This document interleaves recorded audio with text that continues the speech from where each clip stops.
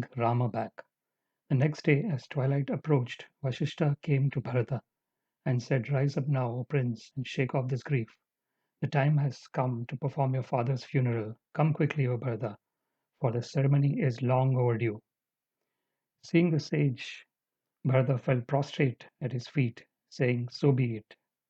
After quickly bathing and changing his clothes, he went with Vashishta to the place where his father's body was lying in its tank of oil. Vashishta had Dashratha's body brought out and laid open a golden bier studded with numerous bright jewels. As he gazed at his father, Bharata lamented, "O great king, you always knew right from wrong. After sending Rama and Lakshmana into exile, what did you intend to do? How shall I act now, my lord? Alas, I am lost. Where have you gone, dear father, leaving this servant of yours distressed and forlorn? Where now is that glorious Rama who performs great deeds with little exertion?" Bharata stood at his father's feet. Dasharatha lay covered with white silks and adorned with royal ornaments. Bharata cried to him piteously, "Now that you have left for the heavens, O king, who will protect the people? Deprived of you, this earth no longer appears attractive. Indeed, the city of Ayodhya looks like a dark night bereft of the moon." Vashishta came up to Bharata and said, "Gather yourself together, O prince. You should now carry out the last rites for the king with a cool mind." Bharata asked the priest to proceed with the ceremony. The Brahmins brought out from the king's apartments his sacred fire, which he had maintained throughout his life. Placing the fire at their head, they carried the king to the cremation ground, their throats choked with sorrow. As the procession made its way along the road, the citizens came out of their houses and walked ahead, scattering flowers and pieces of new cloth on the road. At the cremation ground on the bank of the Sarayu, the priests prepared a pyre with various types of fragrant woods. They placed Dasharatha upon the pyre and began to chant the sacred hymns of the Samaveda to invoke good fortune. Bharata took a flame from the king's sacrificial fire and lit the pyre. The king's wives, along with princes and priests, then circumambulated the fire, their hearts burning with grief. The women wailed piteously. Kaushalya and Sumitra fell to the ground, crying like a pair of female cranes. Although they both longed to ascend the pyre and follow their husband, they longed even more to see Rama and Lakshman return. As the fire died down, all of the king's relatives went to the river bank and offered palmfuls of that holy water to his departed soul. They then returned to the city and spent the following 10 days grieving, taking little food and lying upon the bare ground, their eyes filled with tears. On the 11th day, the final obsequial rites were performed, and on the 12th day, Bharata gave to the Brahmins much charity on his father's behalf. On the following day, Bharata and Shatrughna returned to the cremation ground to collect their father's ashes. Upon arriving at the funeral pyre, the two princes saw their father's remains, and they cried out in pain. Remembering again the king's various affectionate gestures toward them, they fell to the ground and rolled about. Shatrughna lamented angrily. A fierce and formidable sea of grief has been unleashed by Manthara. Kaike's bones are its great waves, and her words its fearful alligators. Alas, this violent ocean has swept over us all. Where have you gone, dear father, leaving behind poor Bharata, who is yet a tender boy? Shatrughna stood up with his arms outstretched. How strange that this earth does not split in two, seeing you gone and Rama retired to the forest. We two brothers shall also go to the woods, for we cannot return to Ayodhya, rendered desolate without our father and brother. All the attendants of Bharata and Shatrughna were distressed to see the prince's agony. Comforting the royal brothers, the omniscient Vashishta said, "Your father has surely ascended to the highest regions of bliss. He was ever pious and never committed a sin, even in his mind. You grieve needlessly, for the soul of your father is eternal and has gone to the Lord's eternal abode." The two princes stood with folded hands, looking at the royal priest. Putting aside the grief, they listened attentively as the sage continued. "The body is always dead, being composed of nothing more than lifeless matter. It is born and remains for only a short time, with destruction being its inevitable end. Only a fool grieves for the unavoidable. The wise understand that this entire world will be destroyed along with all its living creatures. It is the soul alone that will survive." Vashishta pointed to the king's remains as he spoke. The king had achieved the perfection of life and would not take another birth. Those devoted to God's service, leave this temporary world forever. For them, there is no more suffering. The princes should shed their grief and perform their duties. The father now sat in the highest heaven, while the kingdom stood in the need of their protection. After hearing the sage's spiritual instructions, the brothers gained strength. They took their father's ashes and placed them in the sacred Sarayu. Along with all their attendants, they made their way back to Ayodhya. As they walked, Shatrughna spoke to Bharat. How strange it is that the mighty Rama stands exiled by the words of a woman. I cannot understand why Lakshman did not forcibly restrain the king, seeing him to be straying from the path of righteousness. Shatrughna was mystified that such an injustice could have taken place. How did Rama allow himself to be sent away, causing his father's death? What sin had that powerful and virtuous prince ever committed? Had he been present, Shatrughna would surely have intervened. Kaikeyi and her evil maid would have been checked and severely rebuked for their unforgivable behavior. As Shatrughna thought in this way, they arrived at the king's palace and saw Mantra at the gate. She was wearing costly garments and adorned with jeweled ornaments. Seeing the two princes, she gasped and shrank back. Immediately, the doorkeeper seized her and dragged her to the princess, saying, "Here is the cruel wretch responsible for the exile of our beloved lord. Do with her what you will." Shatrughna became inflamed and took hold of Mantra, pulling her into the palace. He spoke in front of many other maidservants who were standing there. "This wicked one shall now reap the fruits of her evil deeds. She has brought acute pain and unbearable pain to all in this house, as well as all the citizens of Ayodhya. Watch now as I punish her." Mantra shrieked loudly, being held tightly by Shatrughna. All her female companions ran away in different directions, fearful that the enraged Shatrughna would also turn on them. The prince dragged Mantra violently across the floor, and her ornaments broke and scattered on the blue marble floor like so many stars in the sky. Kaikai heard her servant screaming and came quickly to help her. Seeing her, Shatrughna began rebuking her with harsh words. Kaikai was pained by Shatrughna's sharp words and ran to Bharata for protection. Bharata moved away from his mother and spoke to the furious Shatrughna. "Even when sinful, women should never be slain. You should therefore forgive this maidservant. Indeed, I would have slain my own mother if the eternal moral law did not forbid it, and certainly such an act would never be pleasing to Rama. Our pious brother would never speak with us again if he heard that we killed this woman." Hearing Bharata's admonition, Shatrughna released Mantra and she fell almost unconscious to the floor. Kaikeyi raised her up and she wailed piteously, her clothes and hair in disarray. Kaikeyi looked fearfully at Shatrughna and gently calmed her servant. Although Mantra had brought about a terrible calamity in Kaikeyi's life, the queen felt no anger toward her. Her son's severe reaction had made Kaikeyi thoughtful. She remembered her husband's words when she asked for the boons. He had been right. She had always loved Rama like her own son. What had possessed her so that she had desired his exile?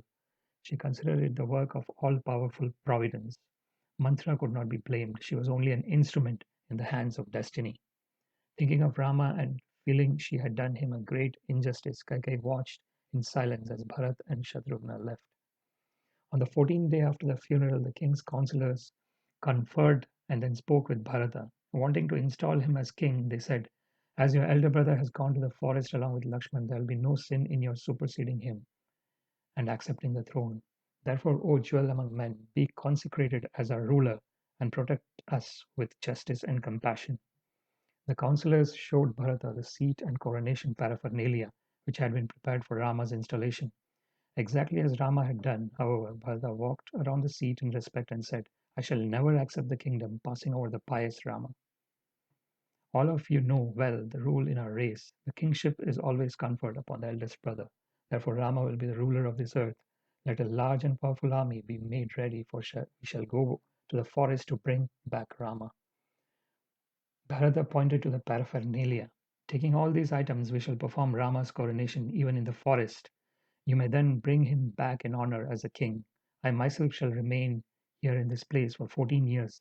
I shall never allow my mother to realize her wicked ambition." Bharata became enlivened as he contemplated the possibility of bringing Rama home. He felt sure that Rama could be convinced to return when he saw Bharata coming to get him with all the people of Ayodhya. He ordered that expert architects and engineers construct a road to the forest. The work should begin immediately and they would leave as soon as possible. All the Brahmin councillors applauded Bharata, saying, "Very good, it shall be done." They blessed Bharata and he felt delighted in mind. His face lit up with joy and tears flowed from his eyes, thinking of Rama, his imminent return. Everyone found their grief dispelled. Thousands of skilled men were employed in the task of building the road. Absorbed in thoughts of Rama, they worked swiftly, leveling the land to lay out a broad road paved with great slabs of red stone. The work was carried out as quickly as possible. Wells were dug and large ponds excavated.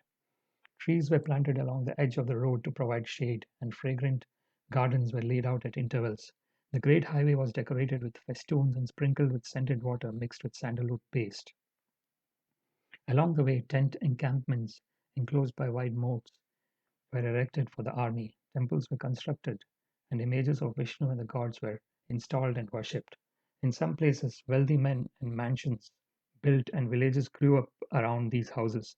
The road extended from Ayodhya all the way to the Ganges. Strewn with various forest flowers, it appeared like a pathway made by the gods and leading to the heavens.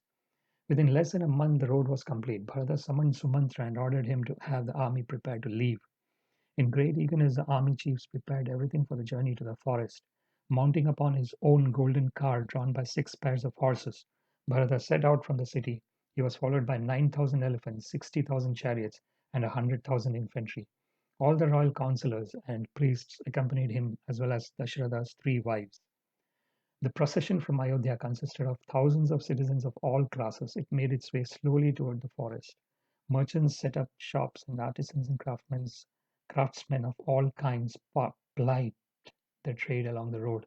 Thousands of Brahmins, their minds absorbed in meditation, followed the procession on bullock carts, uttering benedictions and prayers. After some days, Bharata arrived near Sri Shringavera, where Rama's friend Guha lived. Halting on the bank of the Ganges, the princes set up camp. Bharata descended from his chariot along with Shatrughna and went down to the river bank, where he lay down in prostrated obeisance. Along with his brother and Dasharatha's wife, he offered Ganges water to the king's departed soul. Guha had seen Bharata's approach and said to his counselors, this huge army, appears like a sea without any shore. I see in the distance a towering banner bearing the emblem of Bharata. Surely he has come here, wishing harm to Rama. Guha thought Bharata intended to kill Rama in order to establish his unchallenged right to the kingdom. Seeing the tremendous number of people accompanying Bharata, he felt fearful. I think this prince will either bind us with chains or kill us, finding us entirely devoted to Rama. Guha continued, have a man stand ready with weapons and clothed in mail. The boat should each be filled with 100 warriors and should wait on the other side of the river. Rama is our lord and master, and we should do whatever in our power to assist him. Guha decided to go personally to Bharata and discover his purpose. Taking various sweetmeats and fruits as an offering, he went with his chief ministers toward the prince's tent. As he approached nearby, Sumantra saw him and informed Bharata, "Here comes the Nishada king Guha, accompanied by 1,000 of his men. He is Rama's friend and he knows well everything about the forest. O noble prince, you should allow him to see you, for he will surely know Rama's whereabouts." Bharata immediately gave orders that Guha be shown into his tent. He came before Bharata and humbly bowed down, saying, "This kingdom is yours, O prince. As Rama's friend, you are my friend and indeed my lord. Be pleased to accept these foodstuffs, and please also stay in my house. Allow my men to entertain your army tonight and tomorrow. You may leave refreshed to accomplish your purpose." Bharata could understand Guha's mind. He was pleased by his reception and by his devotion to Rama.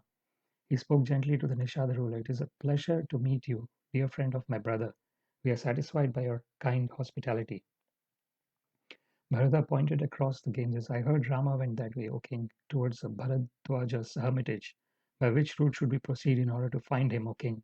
Should we cross this river or go along its bank?" Guha was apprehensive. He looked down as he replied to Bharata, "Seeing your vast army, my mind was filled with fear. I trust that you wish no harm to Rama. If that is the case, then my ferryman can take you across the river and show you the way." Bharata reassured Guha, "May the time never come when any wickedness toward Rama enters my heart. Do not have any doubts about me, O Guha. I am here to bring back Rama to Ayodhya. My glorious brother is as good as my father, and I long to see him again. Pray point out his whereabouts to me, and I shall go and press his feet to my head. Tears sprang to Guha's eyes as he replied, there can be none equal to you on this globe, O jewel among men. Who else could renounce the rulership of the world? Surely your fame will be everlasting. Rest now for the night, and tomorrow I shall make all arrangements. Guha took his leave from Bharata, and the prince laid down to sleep. Thinking of Rama, he was seized with sorrow. Perhaps he would not be able to find him. Many months had passed since Rama had left. Who knows where he might be now? Bharata was unable to sleep. He was oppressed with an agony which weighed upon him like a heap of rocks. Heaving sighs of Bharata tossed around, immersed in thoughts of Rama. Gradually the dawn approached, and as sun rose, Guha returned. The forest king spoke again to Bharata. He described how Rama had spent a night there, and then, after matting his hair, had left for the deep forest with Lakshman and Sita. Guha indicated the way they had gone. Hearing how Rama had matted his hair, Bharata became apprehensive. Surely Rama would not now return. His resolve to remain as an ascetic for 14 years must be firm. Seized with such thoughts, Bharata all of a sudden fell to the ground, sad in at heart. Shatrughna raised his brother, who sat shedding tears. Kaushalya and Sumitra quickly approached him and spoke comforting words. Bharata recovered his composure and said to Guha, tell me everything about Rama. What foods did he eat? Where did he sleep? What did he say? Guha told Bharata how he had offered Rama many excellent cooked foods, but Rama had refused them, saying, it is never the duty of rulers to accept charity. Indeed, we should always give charity to others. Guha explained how Rama had drunk only water and then had slept upon a bed of grass laid out by Lakshman. Bharata asked to be shown the place where Rama slept, and Guha took him to the foot of the tree where the bed still lay. Seeing it, Bharata loudly exclaimed, alas, how could it be that one such as Rama should lay down on a bed of grass? He was ever accustomed to sleep at the top of high places in rooms with golden floors spread with the finest rugs, having always been woken by the sweet strains of music and song. How is he now roused by the roar of wild beasts? Bharata lamented at length as the reality of Rama's exile and ascetic life struck him. The injustice was insufferable to Bharata, and it was made even more excruciating by the thought that he was the cause. His voice was filled with pain. This is truly incredible. It cannot be real. Surely I am dreaming. See here the strands of gold left by Sita, where she lay on these grasses, her delicate limbs pressed to the hard ground. I am ruined indeed, for it is on my account that all this has happened. Images of Rama and Sita dressed in forest attire, emaciated due to eating only fruits and roots, filled Bharata's mind. Beating his head, he cried, from this day I shall wear matted logs and tree bark. I shall lay upon the bare earth to sleep, and I shall eat only simple forest fare. Bharata became even more determined to find Rama and bring him back to Ayodhya, staying himself in the forest in Rama's place. After spending another night sleeping on the spot where Rama had lain, Bharata had the army prepare to leave. Guha brought 500 large boats equipped with oarsmen and sails. He offered his own personal boat to Bharata and his relatives. Some boats were filled with women, some with horses, and others with chariots. As the boats plied across the river, the elephants swam with flags on their back, waving in the breeze. Many of the soldiers also swam while their equipment was carried in the boats. Later in the afternoon, the whole party assembled again on the other side of the river. Ordering them to camp at that spot, Bharata went with Vashishta and other Brahmins to look for Bharadwaja's hermitage. Out of deference to the great sage Bharadwaja, whose only wealth was asceticism, Bharata approached him wearing only simple cloth, leaving his armor and weapons behind. With Vashishta at their head, the prince and his counselors went on foot and soon arrived at the sage's hermitage. As soon as he saw them at his door, the sage hurriedly rose and had his disciples fetch water to wash their feet. He embraced Vashishta and offered blessings to Bharata, who had fallen prostrate at his feet. Bharadwaja gazed at Bharata, whom he recognized as Rama's brother. The sage knew by his own mystic vision that Dasharatha was dead. After inquiring about the situation in Ayodhya, the sage asked Bharata, what brings you all this way, leaving aside the onerous business of managing the state? Because of your mother's words, you are ruling the world as its undisputed monarch. I trust that you have not become here with some dark intention towards the sinless and perfect Rama. The sage's words cut into Bharata. Tears flowed from his eyes as he replied in a hurt voice, if even you impute such motives to me, then I am truly ruined. I never approved my mother's aims. I cannot even imagine doing harm to Rama, nor will I ever accept the kingdom. Feeling that no one would believe his innocence, Bharata felt despair. He folded his hands and spoke imploringly. The powerful Rama is the true ruler of this earth. I have come here to bring him back to Ayodhya. Falling at his feet, I shall make him return and then remain here in his place. O all knowing sage, please be gracious to me and show me where Rama is staying. Bharata's sincerity was obvious. The all knowing Bharadwaja smiled. He placed his hand upon Bharata's head, who sat before him weeping, and said, I surely knew of your intention and spoke only to heighten your resolve and indeed your fame. You are a worthy member of your royal line, O prince, and are always dedicated to the service of your elders. Your devotion to Rama is beyond doubt.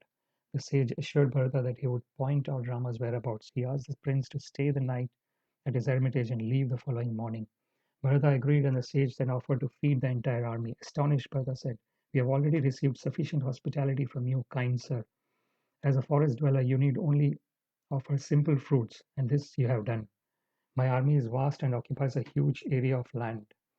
If I brought them here, they would all but wreck this holy site. Bharadwaja laughed and replied, you have your army brought here forthwith. You should not doubt my ability to receive them, nor will they be in any trouble at all. Commanded by the sage, Bharata assented. Sending back one of his men, he had the army approach the hermitage. As they moved slowly through the forest, Bharadwaja sat in meditation. By uttering Vedic mantras, he invoked the presence of the principal gods. He then requested them to provide hospitality for the divine prince and his army. Seated in trance, the sage said within himself, let the sacred rivers bear to this region all kinds of celestial beverages. Let the moon god bring every sort of excellent cooked food. May the heavenly architect Vishwakarma create a suitable site for receiving the army. May Indra send all his apsaras along with the Gandharva clans to entertain these troops. As Bharadwaja invoked various divine beings with perfectly pronounced Sanskrit hymns, they all appeared before him. A cool and delightfully fragrant breeze began to blow. Thick showers of flowers fell from the heavens, and the sound of celestial music was heard. As the Gandharvas sang and played upon venas, hosts of apsaras danced. All of the Bharat's entourage who had assembled at the hermitage felt their hearts moved by the exquisite sights and sounds seen and heard everywhere. Before everyone's eyes, the entire area around the hermitage changed wonderfully. For a radius of 40 miles, the ground became even, carpeted with soft blue grass. Numerous types of fruit trees sprang up, full of ripe fruits. Mango, guavas, peaches, melons, and innumerable other soft and hard fruits were seen. Alongside streams of crystal clear water stood large, white mansions furnished with seats and couches. A great palace appeared that looked like a white cloud and had a large arched doorway. Delicious food and drink were laid out in these spacious buildings. With Bharadwaja's permission, Bharata entered the palace, which was adorned with countless flower garlands and sprinkled with scents. Seeing a golden throne, Bharata simply walked around it and sat on the seat next to it, surrounded by his chief ministers. Streams of sweetened milk and cream flowed past the palace. By Bharadwaja's mystic power, many trees in the hermitage came to life and began playing upon different musical instruments. Some of them assumed the form of dwarfs and began to move about in haste, serving Bharata and his army. All around there appeared thousands of golden vessels containing food of every description. Heaps of streaming white rice were seen, along with tanks filled with milk drinks and yogurts. Pots of honey and large jars filled with intoxicating drinks stood next to platters containing delicious sweetmeats. Beautiful young maidens attended upon the soldiers, washing them and massaging their feet and bodies with fragrant oils. These celestial damsels, all adorned in pure silk garments, served the men food on golden plates. Being maddened with pleasure, the troops laughed loudly and ran about in all directions. They praised Bharata and Rama again and again as a part of every kind of enjoyable thing. Although they ate and drank huge amounts, they found that they were still not satiated. Their senses and minds became more and more enlivened, and they felt renewed and refreshed. Even the army's animals were carefully tended and given all kinds of food and drink by the celestial beings invoked by Bharadwaja. As the night ended, the troops saw before them numerous items of toiletry, pots of hot water, along with the soaps and unguents in silver and wooden cases appeared. Combs, brushes, towels, and shining mirrors were in abundance, as well as fresh clothes, shoes, and all kinds of ornaments. As the men bathed and put on their clothes and armor, the gods and apsaras left the hermitage and returned to the heavens. The army was astonished by the night's events, which seemed like a dream. They looked around at the hermitage, which had returned to its normal appearance. Everything had disappeared except for the celestial garlands strewn about, which, although crushed, were as fresh then as they had been at the beginning of the night. As the sun rose, Bharata went to Bharadwaja after the sage's morning prayers. The prince bowed before him and asked him permission to leave. Bharadwaja blessed him and said, I trust you and your followers spent an enjoyable night. Please tell me if there is anything else I can do for you. Bharata thanked him for his hospitality and asked to be shown the way toward Rama's hut in the woods. The sage smiled and said, there is a mountain some 20 miles from here named Chitrakoota, full of lovely caves and groves. On the northern side of that mountain, shaded by blossoming trees, flows the Mandakini river. There, by that river, you'll find your two brothers. As the sage spoke, Kaushalya and Sumitra got down from the chariot and clasped their feet. They thanked him profusely as they anticipated seeing Rama. Kaikai also came to the sage and shamefully bowed down before him, feeling guilty at heart. Looking at her with compassion, the sage asked Bharata, please tell me, who are these noble ladies? Bharata indicated Kaushalya, saying, this godly lady is the mother of the lion-like Rama. Afflicted with grief, she is emaciated with fasting. Clinging to her arm is celebrated Sumitra, the mother of Lakshman and Shatrughna, those two great heroes. Becoming angry, hissing like a cobra as he spoke, Bharat indicated Kaikai. This one here is my own mother, the wicked and vulgar Kaikai. It was by her intrigues that the great Emperor Dashratha died from the anguish, and the mighty Rama now resides in a lonely mountain reach. Bharadwaja, who knew the plans of the gods and the divine arrangements of the Supreme Lord, said to Bharata, you should not censure your mother, O great prince. Do not think her guilty, for Rama's banishment will result in good to the entire universe. Indeed, it will bring happiness to the gods, demons, and rishis, along with the whole of the creation. Bharata blushed deeply. He had been piercing his mother with angry looks, and he felt rebuked by the sage. Unable to immediately subdue his anger, he averted his gaze and tried to assimilate Bharadwaja's instructions. He stood up and walked respectfully around the sage. Receiving his permission to leave, Bharata ordered the army to depart and mounted upon his chariot. Guha accompanied the two princes. As a huge mass of men moved off through the woods, they made a great noise, terrifying the deer and birds dwelling there. Slowly approaching the Chitrakoota mountain, they all thought only of Rama, longing to see him again. Jai Shri Ram, Shri Ramachandra ki Jai.